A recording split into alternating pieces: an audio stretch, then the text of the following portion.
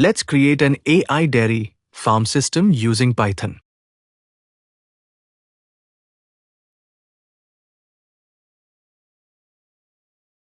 We import NumPy for numerical arrays, FastAPI components for building the web application and handling form data, Jinja to templates for rendering HTML pages, HTML response for returning web content, and 2 machine learning models, Random Forest Regressor for yield prediction and Logistic Regression for health classification. We initialize the FastAPI application and configure Jinja to load HTML templates from the templates directory.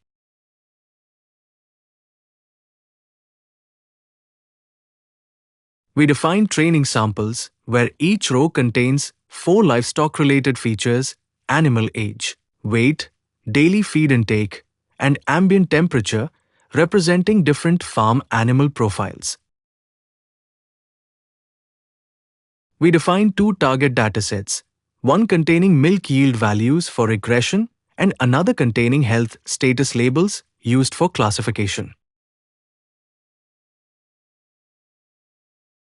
We train a random forest regressor to predict milk production and a logistic regression classifier to predict the animal's health condition from the same input features. We create a dictionary that converts numeric health class predictions into readable status labels such as requires attention, good, and excellent.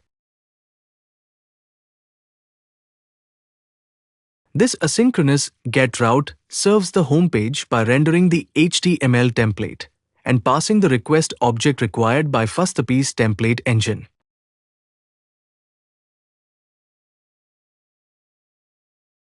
This asynchronous post route receives the submitted form values, age, weight, feed intake, and temperature, and automatically validates them using FastAPI's form handling system.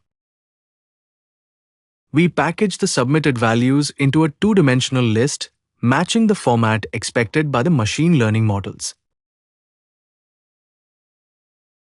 We use the regression model to predict milk yield and the classification model to determine the animal's health status, then convert the numeric health prediction into a readable label.